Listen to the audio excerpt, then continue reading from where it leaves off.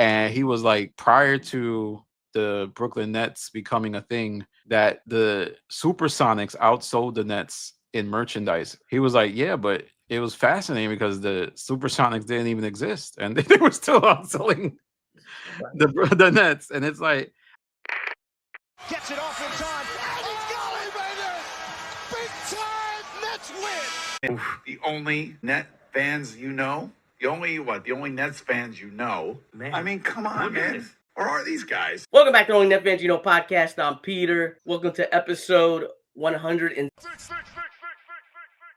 Our guest today has over 30K subscribers on his YouTube channel, The Stop, where he covers the Joe Budden podcast, as well as other news and entertainment within the hip-hop media landscape. But most importantly, he's a fellow Nets fan. Welcome, Danny from The Stop. What's going on, bro? If there's anything you want to throw out there about your background right now, just go for it. what's up, Pete? Shout out to the Nets fan you know army. I am a content creator. I do Joe Budden reaction videos. That's my niche. I also do podcasts in general. So the primary source of my content, about 70 to 80%, is Joe Budden focus. And then like I'm kind of like one of those channels that niches down in order to reach a bigger audience. I know that kind of seems contradictory, but I think sometimes people really care about certain things from a certain niche. And if you feed it to them, they will want it. So that's what I do. And I'm kind of proud of you for creating a podcast about the Brooklyn Nets. And I think it's dope to have different voices talk about sports as opposed to just, sports analysts or just people who used to play sports, like basketball players that played in the NBA. Thanks, man. I appreciate it. I wasn't expecting that. Thank you for saying that. Thank you for kind words. But listen, enough about us. No one wants to hear about us. That's a fact. Let's talk about the Nets. This draft comes by. Nets have 5 picks. They don't move up. They wind up taking 5 players. Egor Demin at 8, Nolan Traore at 19, Drake Powell at 22, Ben Saraf at 26, and at 27, they take Danny Wolf. A bunch of drama and controversy around the picks. Should I get to my loser right now? Go to your loser. I'm going to take the layup here. The Brooklyn Nets got to show me something. I'm just a little bit confused on the vision for the Nets in this one. But they all share one concern, and that is shooting. None of them are reliable shooters. And so I think for the Nets, they have their own pick in 2026. They're setting up to stink next year. What's your thought on the draft? I loved it. I mean, I like the guys that they got. Danny Wolf is an enigma. The way he dribbles, it was almost like a tall version of a small forward. I'm concerned about Egor Demin. He doesn't look like he can shoot well, and his athleticism did look to be an issue. It did look to be an issue, but I hope he works out. Traore, I love that he's athletic. I saw him blow by a couple people in the summer league. The summer league is really junk basketball, but you started to see some type of building blocks of, all right, a bastardization of how great the Spurs were, but just a little bit. Didn't see too much ready for the league.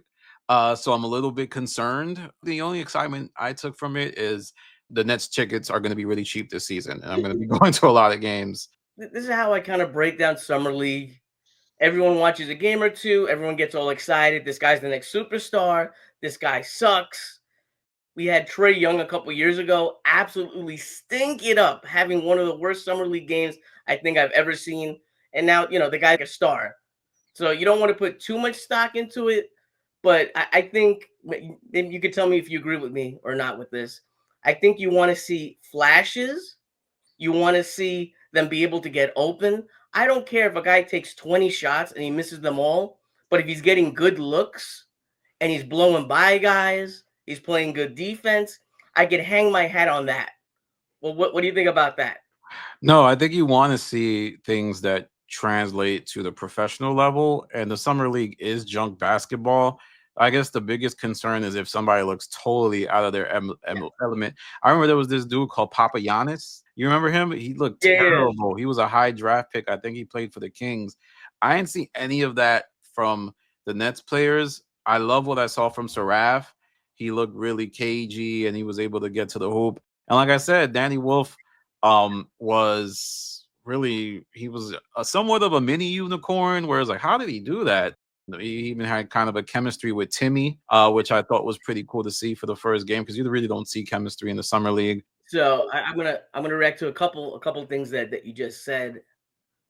With Danny Wolf, a couple really bad turnovers, and the guy is 19 years old, right? He's going to make some bad errors. He passes a lot better than what we expect from big men. He dribbles a lot more. I think the dribbling is a little it needs some work. It definitely Yeah. needs some work. And with Demin, he looked. I thought he looked a lot better in game two. But I agree with you. Game one, I said in a group chat, he did not look lost, but he also was invisible, right? Game two, he made 4 threes, better. I don't know. Maybe I'm biased here, but I think I want to see just a little bit more from the eighth overall pick. You said you love the draft. Unfortunately, you are in the minority. I thought it was okay. I think one thing that fans need to think about is we watch the games on our computer, on our phones, whatever it may be. The team is sending out scouts that their job is to look at these players. And if they feel that guy was the guy, then I'm happy they took him. And I'm willing to play this out and see what happens. No, I agree. I mean, I'm a fan of the gamble. I feel like you gotta swing for the fences when you're in a franchise position like the Nets. There's nothing wrong with believing in your development team. And if other, it wasn't like the Nets were the only people that saw something in Demon. Like it would be different if Mm. the whole league was like, "What the hell was that?" But from reports, you saw that other people were going to draft him, and a lot of people were fascinated by his ceiling. So I can't be mad at it. I think the guys they got, you know, all of this is a crapshoot unless you get like a Cooper Flag or somebody else. And there just wasn't that type of draft. And if we back next year picking in a high draft pick, then I think that's also what they were thinking about. Like, hey, let's just swing for the fences. And next year, if we're really bad, we just right back here in the lottery and we pick a really good player that there's no doubt, hopefully. I think that's interesting you said that because that's my sentiment as well. There was a lot of backlash by the organization for not tanking last year. We saw the 76ers tank, and they wound up getting the third overall pick. They were supposed to pick right in front of us, and I think we were just separated by 2 games, including a Nets game winner by Nick Claxton. So there's a lot of heat on that. And but I don't know.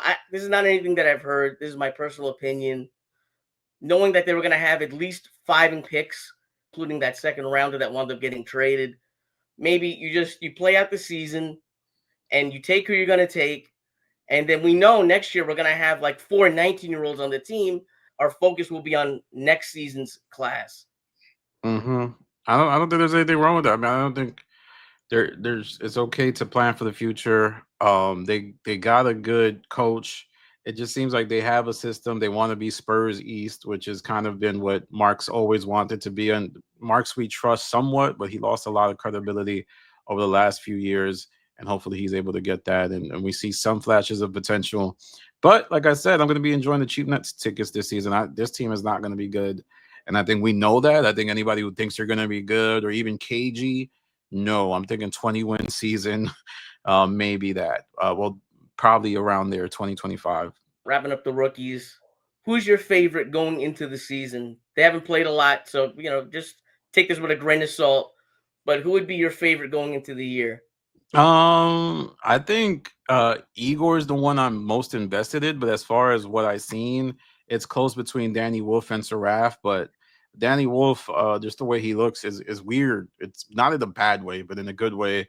Kind of reminds me a little bit of Andre Bloch. These Yeah, guys that yeah, big guys that have good dribbles for their size, not elite. These guys aren't like KD, but they're they're like in a sliding scale of what you would want someone to dribble that big. So probably Danny Wolf and then Igor I'm really invested in just because he's supposed to be the guy.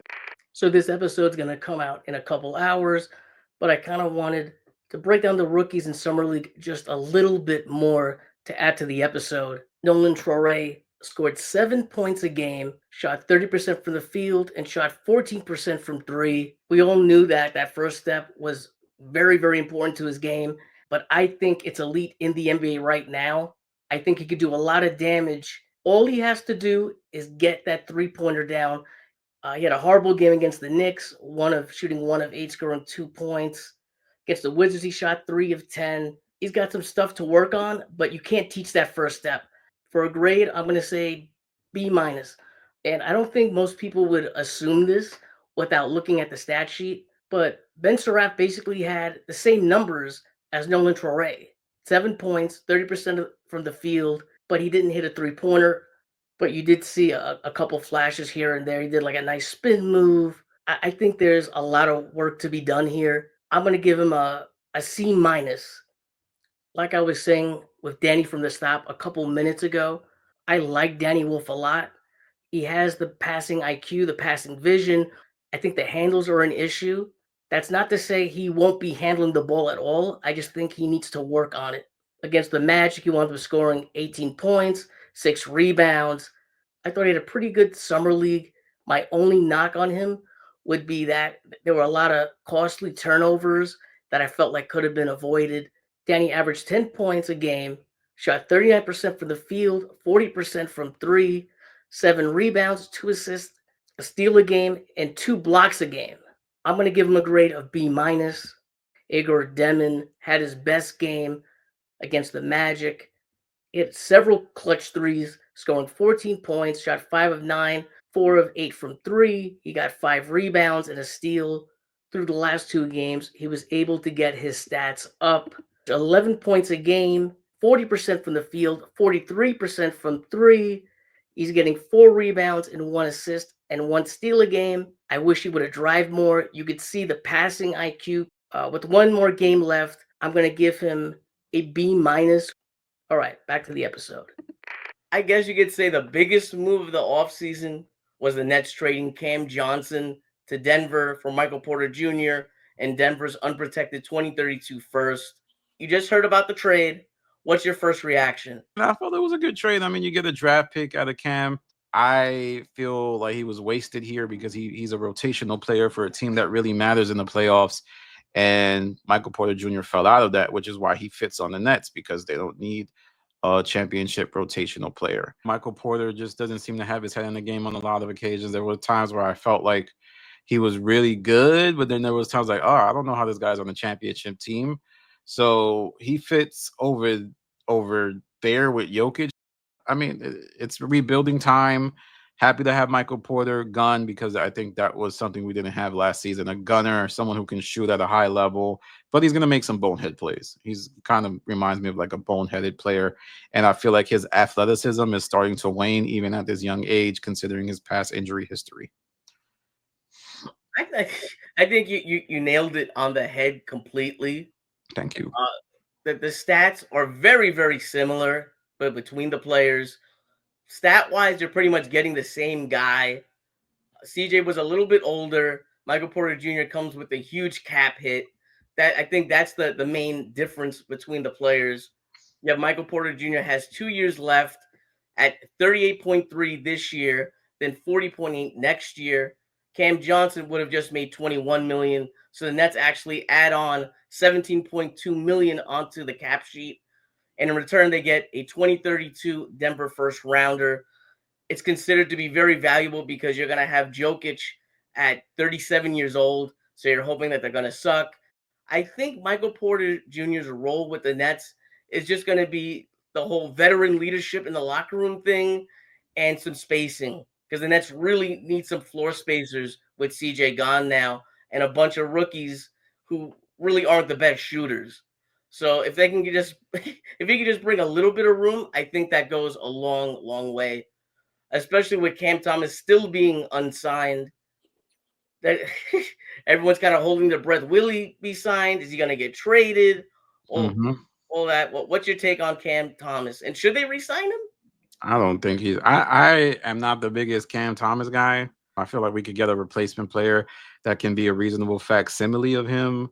You know, a high volume shooter who is good in ISO ball, but doesn't really impact the rest of the team because he's so ISO centric. I'm not a big fan of him. I don't think the Nets should resign him if he garners some type of big contract, and they should trade him to a team who admires him from afar. The Cam Thomas thing is so interesting because I'll talk to a couple sports agents, and they'll tell me a couple teams really like him, and some teams just really, really hate him. You know what I mean? It's so polarizing for what you just said.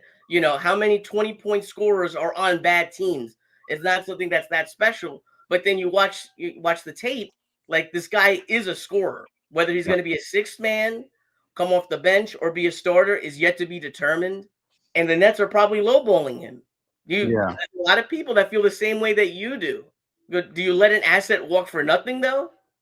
I I I think you don't, but I think the asset is even more problematic if you overpay him. Like I don't try to trade him, see what's out there, and maybe some teams will take a gamble. Maybe like one of these lower market teams where they know they're not going to get a big free agent. And do want that because I do agree he can score on anybody in the league. Is it going to be efficient? Maybe not. Would you rather overpay him or let him walk? Let him walk. Let him walk. Yep. Even at 24 years old, though, it's pretty young. Yeah, I mean, entering his prime, I guess. Huh. I mean, I don't know. He's not like Lou Will or something to me. Yeah, like he's maybe he's a sixth man of the year candidate in the future. Maybe, but I don't think he'll ever be able to play with another superstar player and impact the game because he needs the ball to score. So it's gonna have to be with some type of Cooper Flag type player who maybe is more concerned about defense. I'm not a Cam Thomas guy at all. I don't know if he's a starter or a sixth man, but you may disagree with me with this, and it's okay. Him being a sixth man, I think, is what we're looking at as his absolute floor. I don't think he could do worse than be a good sixth man who's going to be a microwave scorer. Like you just said, like he's not Lou Will. I think he could be a Lou Will. But the thing is, he is going to need the ball in his hands, like you said. That's what I see. I think he's too young to let him go. I Mm. hope that they could find a deal, and we'll see what happens. We'll see what happens. But it is getting late early, as they say. It's tough right now, but I'm going to ask you, what is your over and under for Nets wins this year? 20.5, over or under? Over, I think right under 25, just because of the coaching and I think the system. And like you said, there was a couple game winners last season. I think Michael Porter is probably going to hit a couple game winners this season. And we still got Cam Thomas, who on any night can get you 40, and that can shock some teams out there. All right, Danny. I ask everybody this when they come onto the show. Mm-mm. What is your favorite Nets jersey of all time? It could be something they wore in New Jersey, only Brooklyn jersey, whatever you want. Joe Johnson. It's funny. It's not a jersey, but I had a T-shirt of Joe Johnson that I used to wear like all the time whenever I would play basketball back in the day, like 2014, 16. And I was just a big ISO Joe fan. So it's always going to be Joe Johnson. And the Brooklyn Dodgers, Joe Johnson, you can't mess like that's Oh, that jersey? yeah. Oh, I loved it. That was one of my favorite jerseys of all time. But the correct answer, what you were supposed to say, is the Dr. J jersey. That's The the correct answer that everybody knows. okay, okay. I thought it was my personal. Oh no, all right, yeah, that's way better. Yeah. It doesn't have to be. We can always edit this out. It doesn't have to be player, just like whatever, like jersey. Oh, Go ahead. You can redo it. no, feel free to leave that in or not. But the Dr. J jersey, I don't know, man. Like I think Oh no. the '90s Nets, the night that the Swamp Dragons. No, I know, but the '90s Nets. I think that's pretty. I feel like what's cool about the Nets is just how unloved they are. Like you really gotta Bro. be for it. Like, because I remember I was listening to Tim Bontemps podcast on Zach Yeah. Lowe, and he was like, prior to the Brooklyn Nets becoming a thing, that the Supersonics outsold the Nets in merchandise. And I was like, he was like, yeah, but it was fascinating because the Supersonics didn't even exist, and they were still outselling the Nets. And it's like, I love that though. I love an underdog that's really an underdog, and I think the story of Brooklyn can be told in that, and even just the Nets will never be as important at as the Knicks, but there's a beauty in that, and I think that's why it resonates with me. All right, Danny, let's get some plugs in there for you. Sure. Follow me on Danny from the Stop. I just look up the Stop on YouTube, youtube.com/The Stop. Also tap in with my Patreon, patreon.com/The Stop. Those are my 2 content hubs. You can also follow me on Twitter and Instagram, The Stop TV. Thank you so much, Pete. This was really fun. All right, guys. If you enjoyed the episode, you can check me out you're watching this on YouTube, so you know where to follow there. You know where to subscribe there. Leave a like. You can follow me on Twitter @NetFansYouKnow on Twitter. Have a good day. Have a good night. And let's go Nets. Peace.